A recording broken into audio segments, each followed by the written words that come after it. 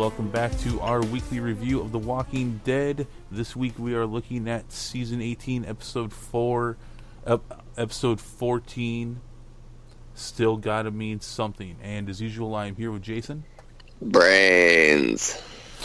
That's pretty much it. We are doing this late again, because Jason, when I called him up to do this on Monday, sounded like he was sanding something in his mouth. And I was turning, I made it back. Yeah, I made it back from the other side.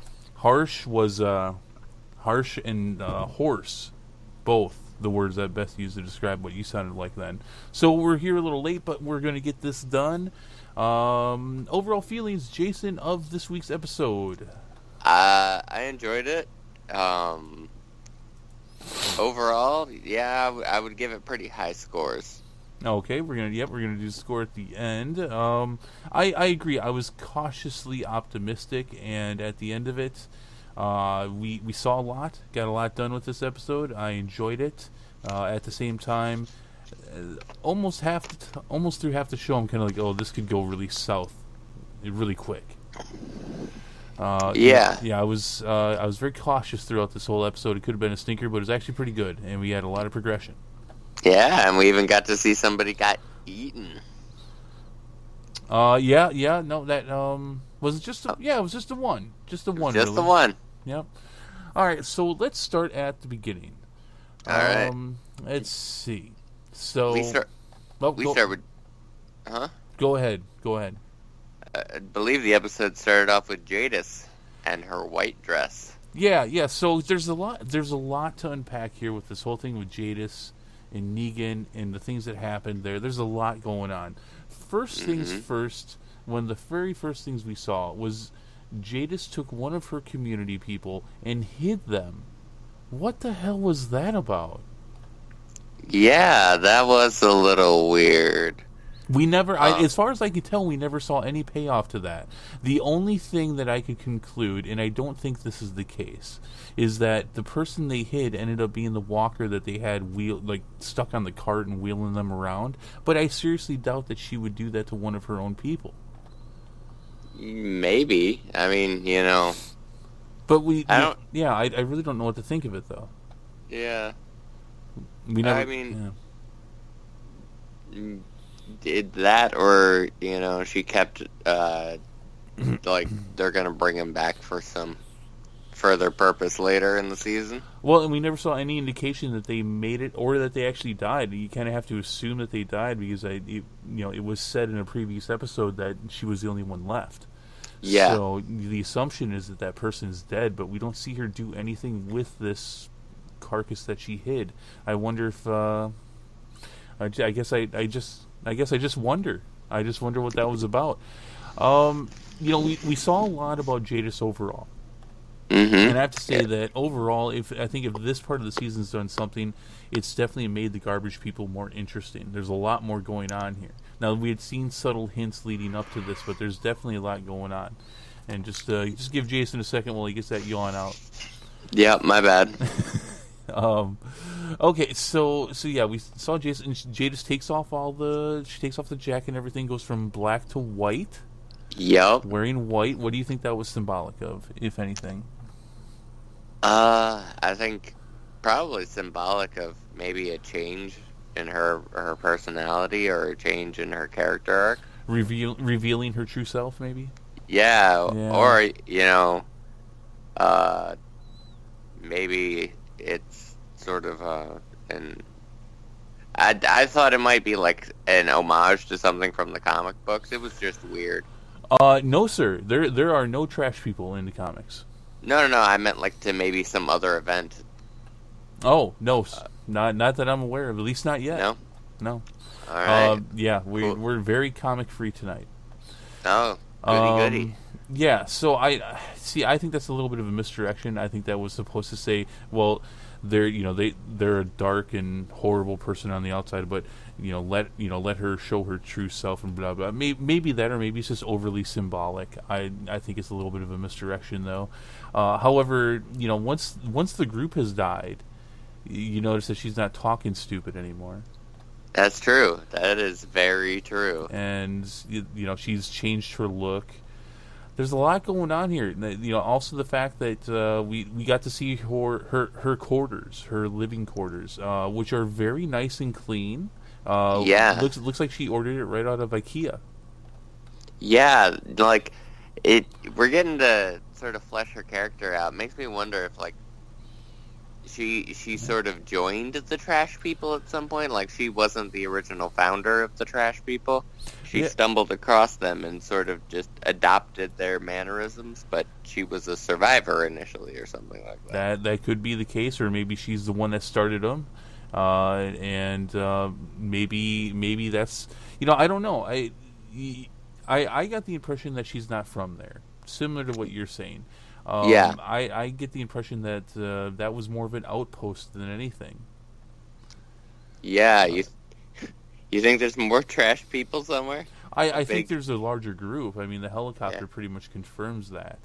And we saw a helicopter which showed the use of the helipad that they showed prior. So that that helipad is being used. Now we noticed that she had a radio a couple times, and obviously radio to have them come and get her. To which got screwed up. Because Negan. Yep, Negan being Negan as usual. Yep. But I mean, she's got a radio, she's got luggage, she's got a nice bed. It was, jumping around here, but it was interesting to see Negan tell her, out of everyone, that he named the bat after his dead wife. Yep. Now that he talked a little bit about his past in a prior episode this season, but I think that's the first time he finally revealed that he had named Lucille after his wife. Yeah, that's like as I think that's the first person he's revealed it to, like in character per se. You know what I mean? Like he did talk about it a little bit. Well, I think Negan is an egotistical, narcissistic son of a bitch. Yeah. And if typically when he finds himself in a situation where someone has actually potentially bested him, he tends to show them the respect that he should show an actual person. Yeah. So that's what I think is going on there. Yeah, it's interesting. It's definitely interesting. I hope we get to see more of that dynamic.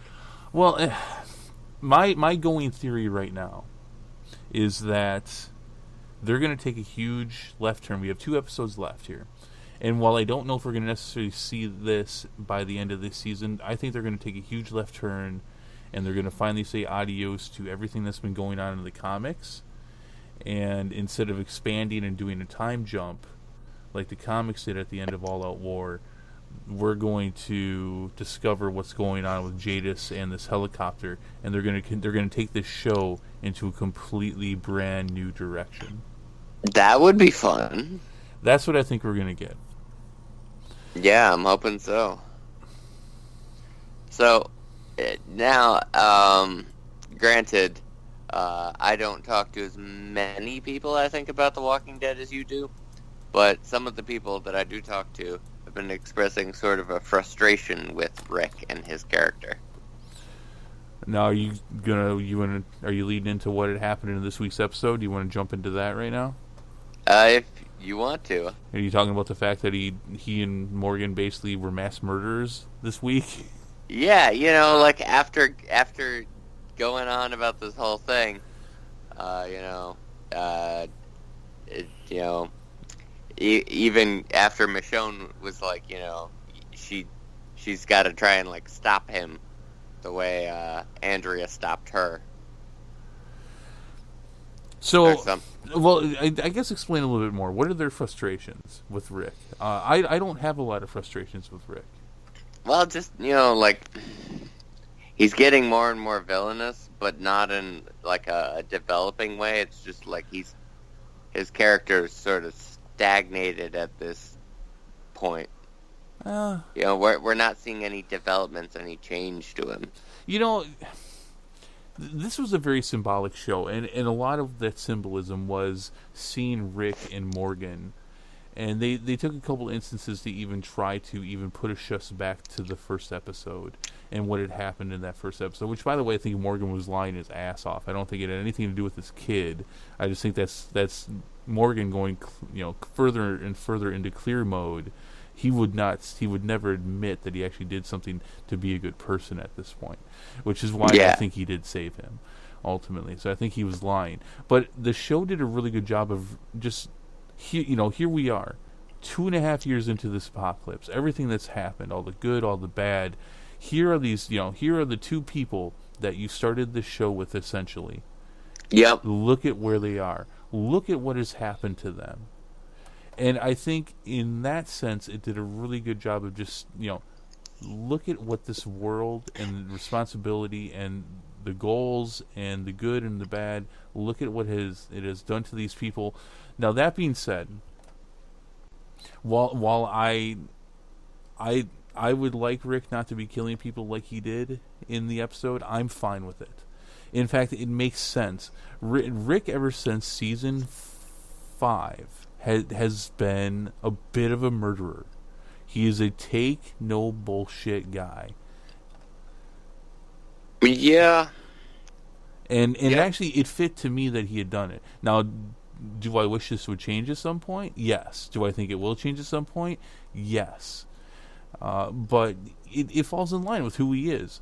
Look, these saviors got away. And I'm actually halfway surprised that Rick and Morgan didn't try to kill the saviors that stayed at the hilltop. Yeah, really.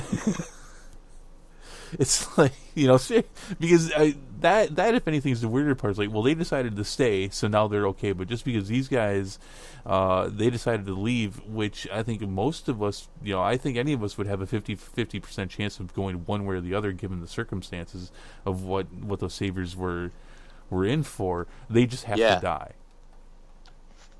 I would have liked to have seen Rick give them a chance to go back. I think that would have been fine, except for the one guy, the guy who killed Henry's brother. He had to go. Yep. And he went in a glorious fashion. Yeah, I love the fact that Morgan just death stared him the whole time too. Yep. He was just sitting there watching it. Oh, just stone cold. That was great. I can't think of the actor's name right now, but Morgan is just the actor's so good.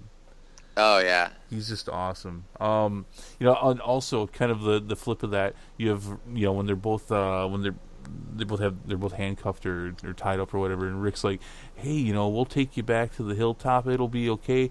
There's not much worth anything nowadays, but a man's word's got to be worth something. And Morgan's like, I'm gonna fucking kill you. You're all dead. Yeah, I love that.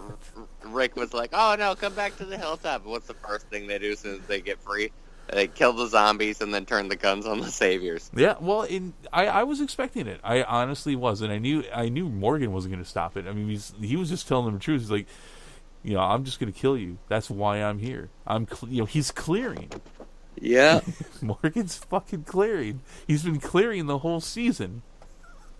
Yeah, but he's not back to like full on. Dude, he is like one step away at this point, especially when you almost saw him attack Rick. Yup. It's like he is close. And then when they were all done in that bar and he walked away and said everybody turns, and he said it just like he did in season 3. Yeah, that's true. He's so close. Well, were you surprised to see Henry still alive? No, I wasn't. No? And in fact, I guess we'll go into that. You had the situation with Carol. Yep. And again, symbolism. When Carol saves Henry, I don't know if you caught that or not, but it goes all the way back to season 2, where with her kid. Okay, it was kind of an obvious one. I mean, Henry's in a very similar situation to what Sophia was, and underneath a tree that's half in a lake or a pond, I should say, and half exposed, half not, and there's walkers, and I think that was kind of a full circle for Carol. She's at that point where she can save somebody now, whereas before she was so petrified of the world that they were in that she could not save Sophia. Yep, that I definitely saw that as sort of like closing out Carol's circle. Yeah. Now that makes me wonder if she's going to die soon. Oh yeah, probably. Because that is a classic thing, and they've Kirkman, the writer, has actually openly said, "Look, typically when somebody's ended their story, when they've gone through what they'll go through, that's when I kill them." Yup. So maybe that's why Rick won't learn. They got to keep him around. well, Rick and Carl aren't supposed to die, despite what the fuck they did. Yeah. So back to Rick then. The whole situation with Rick Michonne, Carl's letters. Yep. Do you think Rick was actually reading his letter from Carl at the end of the episode? I think he will. I think he will do it. Yeah. Because, like you said, there has to be an inevitable change for Rick, otherwise people are going to get bored of it.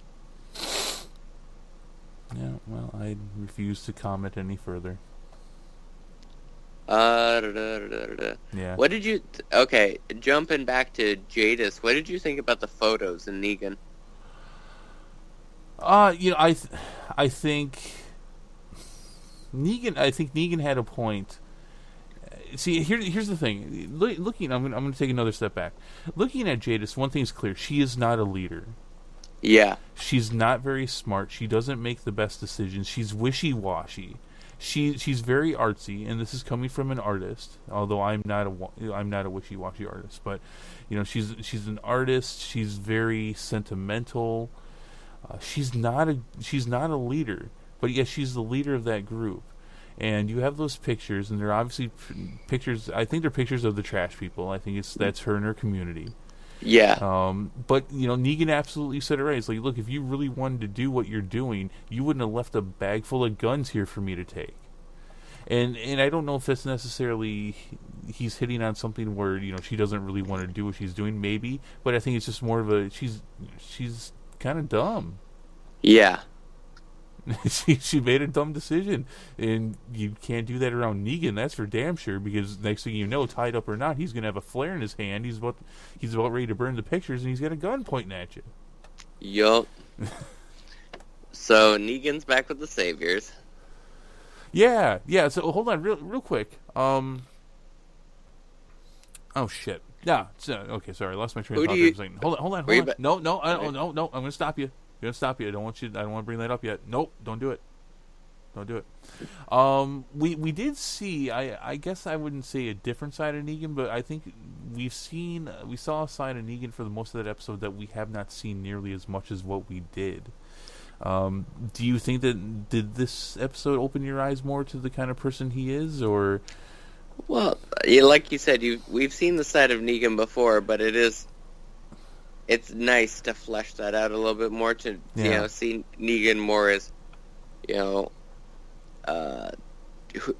almost like this is who he was before the collapse.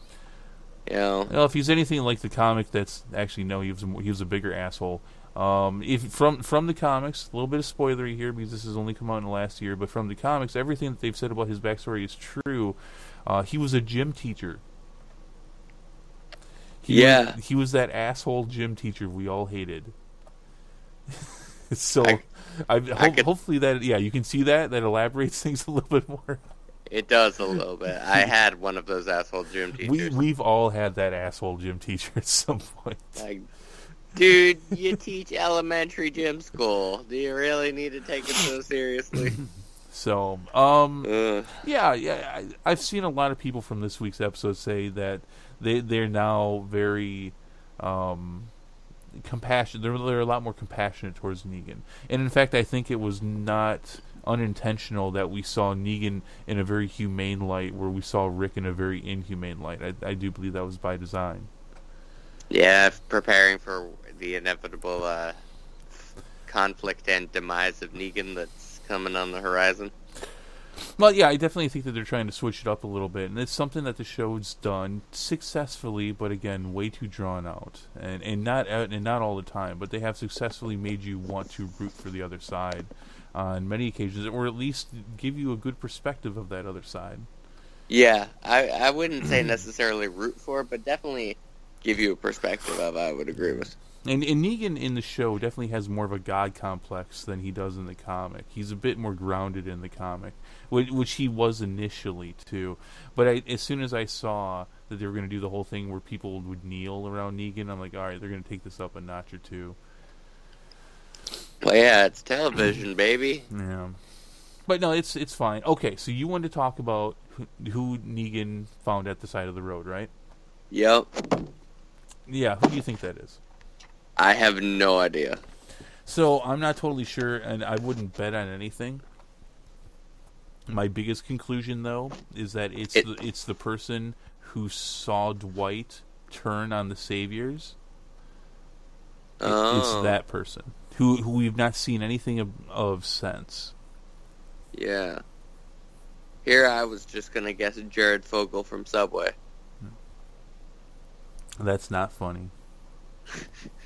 That's not funny. It's a little funny. No. I mean, I'm not upset about it, but it's not funny. I'm sounding very somber about it. No, it's either that or I think it might be Dwight's wife. Dwight's wife? Yeah, which was Negan's wife. You think she's alive? Yeah, oh yeah. No, I think she's alive. And that's all I'm going to say about that. All right. But I think it's one of the two. But that's the best I could come up with. I really think it's whoever saw Dwight turn on the Saviors, though, that night when they attacked Alexandria. That's who I think it is. You have no idea, though? Nah, I don't want to make any guesses. Oh, come on. Make one guess. Just say somebody. Say it's Shane. Say it's Herschel. Don't think it's Herschel. You think it could be Shane? I doubt it's Shane. No, it's not Shane. Say somebody. Come on. God. Maybe it's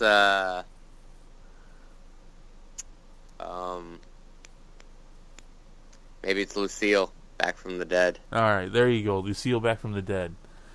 There you go. By the way, I just want to say that was actually Negan's car, and despite the fact that it got hit by a couple dozen bullets from Rick, and it was turned on its side, and there were walker guts everywhere, he still drove that motherfucker back. Yeah. That's kind of fucked. Yeah, my car can barely make it on the highway without almost dying. Right. Plus the apocalypse. It's not like he's been getting the proper oil change or whatever on it, and the proper care on the car. That's kind of stupid that he's driving that car. Sorry, just had to point that out. Yeah. I think finally, and let me know if we miss anything here from your notes. Tara and Daryl. So Tara shows, hey, look, I'm not infected. I have no fever. And she openly says, I think Dwight shot me on purpose. Yeah. To protect her. And Daryl's like, pfft. I don't understand this whole thing with Daryl and Dwight at this point. I mean, Daryl's basically the one that brought him in, right? And said, look, this guy's trying to work with us. And he's like, fuck that guy. And the next thing he's like, no, he's trying to work. Just wait, he's trying to work with us. And the next thing you know, he's like, fuck that guy.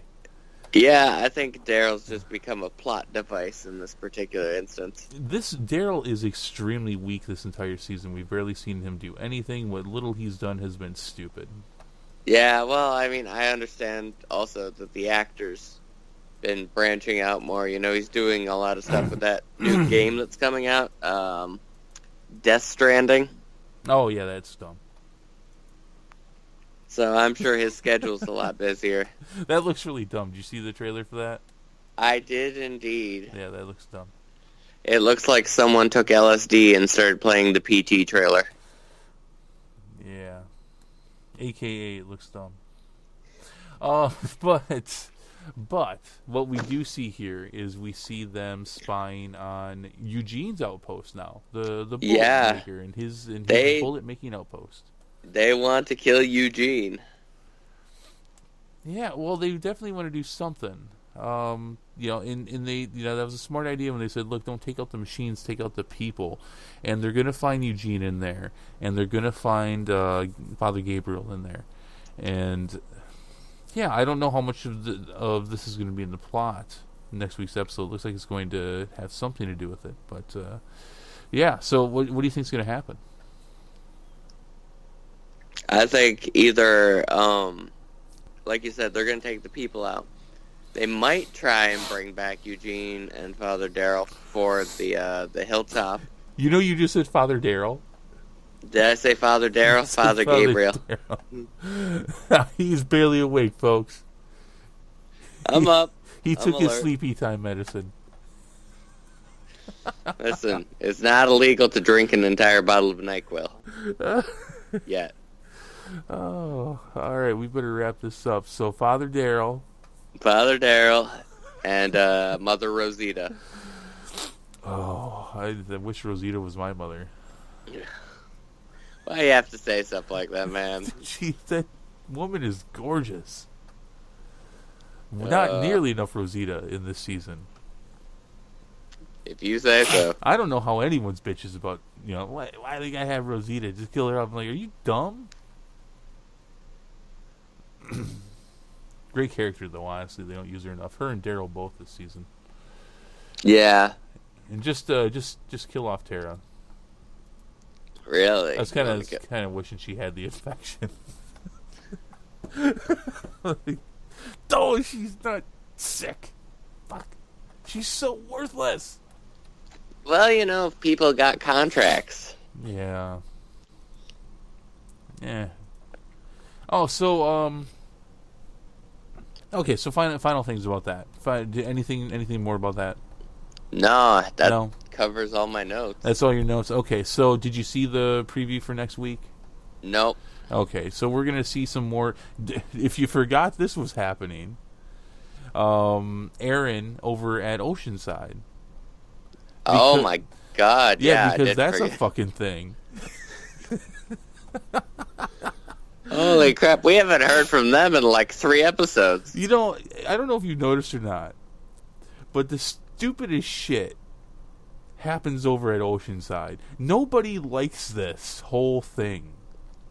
Yo, Do you know anyone who's enjoying Oceanside at all? no. I mean, we've even had an entire character go to Oceanside and disappear. You don't even remember him, do you? As soon as you brought it up, I remembered. But before then, no. I thought, I'm having a hard time remembering his name, which is weird because he has a very unique name. But the guy with the glasses, he was in a handful of episodes. I actually freaked out when they showed him because he was a big deal in the comics for quite a long time. But yeah, just goes there with Tara and then poof, gone. like magic. It is one of the stupidest things that's happened in the show, and I wonder if that has anything to do with the garbage people and the chopper and just the whole thing. At this point, I think no, he's I think at this point he's actually dead in the comic or is about to die because he gets infected from Negan's attack with the tainted weapons. Okay. Yeah, But we haven't seen them then. I think so. I think I could have that wrong. If there's comic people listening, please correct me if I'm wrong on that. I think that's what happens, though. It's been a while, so it's been about All Out War was about 3-4 years ago. So, Yeah. all right. So yeah, but we're gonna see Aaron. We're gonna see Aaron in Oceanside, and so we're gonna see a whole lot of who gives a fuck. So, and I like Aaron. Aaron's a great character. Yeah, no, he's definitely not bad written. What are they doing? What are you doing? You got 2 episodes. You got 2 hours to wrap this up. Wrap it up. But for us, I'm sorry. Go ahead. Do you think by the end of this season we will see an end to the All Out War storyline? We better, and that's all I'm going to say is we better. This is enough. Look, Yeah. you know I'm a huge fan. You know I've been waiting for this stuff for years. Enough is enough. You have dragged your feet for 3 seasons. I love this show, but you have dragged your feet for 3 years. and you have done some serious damage to this show and to these stories and how you've gone about this, almost egotistically refusing to change course for the better. Killing Carl was not a good decision. You need to fix this. And by doing that, and in part by doing that, is ending all-out war. Take it in another direction. As much as I enjoy Negan, as much as many people enjoy Negan, he has not made the best villain. No. He's a great character, and he's a great bad guy. But this whole Saviors and Negan thing has not been. It doesn't even touch Woodbury and the Governor. That's true. You definitely felt a lot more conflict with the Governor. You know, like that truly felt like, at the time at least, it felt like all-out war. And Negan in the comics is one of the best comic book villains ever. And it's kind of weird how the show has just done a lot of this shit wrong. It's odd. But anyways, any last comments, Jason? No, we've covered everything. I think we did pretty much cover everything. A lot of stuff happened here. It was a great episode. So, out of 1 out of 5 flares, what would you rate this week's? 4 flares. 4 flares. I'm going to go with a solid 4 flares too. I've been actually the last couple days I've been 4 to 4.5. I'm going to go with 4. This was a good episode. They needed episodes where they needed to progress stories and they needed to do stuff like that. Needed to be more like this. This show had a lot of character progression, had a lot of reflection on the characters, a lot of progression for the story. We got to see a lot of good stuff here. I think the highlight for me was seeing Rick and Morgan doing what Rick and Morgan do together, which is something that everyone's wanted, and to see what this world has done to them since episode 1. Yeah, the ultimate bromance back together. You know, you could say it the way I did, or you could say it the way Jason did. You could, I guess. Two different kinds of Walking Dead viewers here, folks. But that's the point, though. That is the point.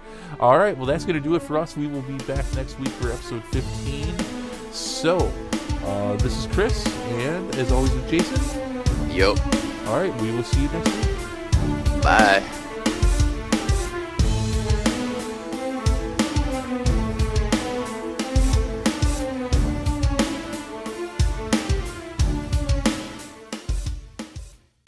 Hey people, thank you for tuning into this episode and taking a listen.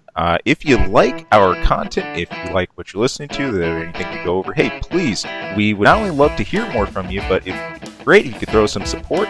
You can subscribe right below. Also, you can toss us a line anytime. That's ksawmedia@gmail.com.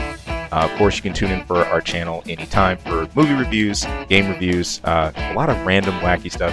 Who knows what you'll hear. And of course, our episode each week where we're bringing the nerdiest things we can find, dig up, and maybe not find. Maybe the stuff that just drops in our laps. But anyway, hey, thank you so much for tuning in. Thank you for listening. We hope to hear from you again later. Take care.